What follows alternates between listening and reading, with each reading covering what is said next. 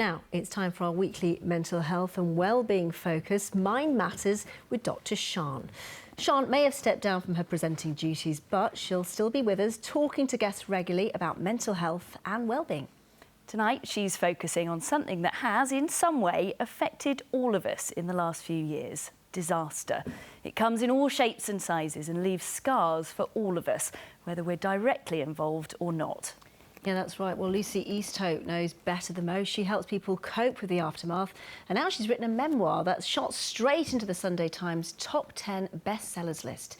When Dr. Sian spoke to her, she began by asking her exactly what her job entails. So I work in a profession called emergency planning, and we plan for both if the emergency occurs and then what happens after it. So we write plans and then we're ready to respond if it happens. And my specialism is what happens next after the disaster. It's a big thing deciding to work in a disaster area with people who are bereaved and struggling. What made you think about this as an area to go into? So the very first disaster that particularly had an effect on me was the Hillsborough Disaster in 1989. And I watched that unfold with my dad, and he was very, very distressed and agitated by what happened. And he said to the TV screen, "Somebody has to sort this." And 10-year-old me really took that as a direction. Really? So I spent the rest of my teenage years as an activist, and I went to study law and then a master's in disaster management. And then just as my career was starting, I got a job supporting the British teams being sent out to Ground Zero. But yeah, that disaster really shaped my interest in the care of people after disaster. You've also been to 7/7 and talked to the victims there, the terrorist attacks, the Asian tsunami, and I think you and I were both there actually, but in different ways. Which of all these awful event stands out to you, if there is one? They're all seared on my brain, you know, and pretty much everything since 2001 I've had some involvement in. And sometimes, you know, the true scale of what that felt like as an emergency planner is only just coming to emerge. So I think all of them have had an effect. Certainly the Grenfell Fire in 2017 felt like the ultimate failure of UK disaster planning, and that was incredibly devastating to see. And that, in what way? I think we just prayed as a profession that we would never see anything like that again. There had been a series of very terrible disasters in the UK in the 80s and 90s that many journalists were very familiar with.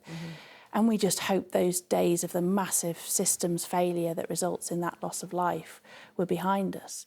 And it was just such a horrific event, you know, and so I think that has stayed with me. One of the things that actually people don't see with a lot of the work is the types of losses that we see. We know about bereavement, but we see other losses as well. And so there's a connection for me between what happened with Grenfell and also what I see an awful lot with flooding. We have a lot of flooding in the UK, which is the loss of not just your home, but everything, your whole life goes in that disaster. And you're expected like the next day to just keep going, and you've lost what I call in the book, every bit of your magpie hoard, your furniture of self. You've lost your whole life, and that's people think that that's quite trivial because it's not a bereavement of a person, but it's incredibly hard to keep going. Your furniture of self, that's a very powerful phrase. I wonder what your furniture of self is, because you must be carrying a lot of stuff. Yes, literally as well. I think one of the things that I explore in the book is my own experience with loss, and particularly pregnancy loss. And I have this sort of disaster brain that, as well as thinking about the disaster, I'm also thinking, oh, that's an interesting reaction to it.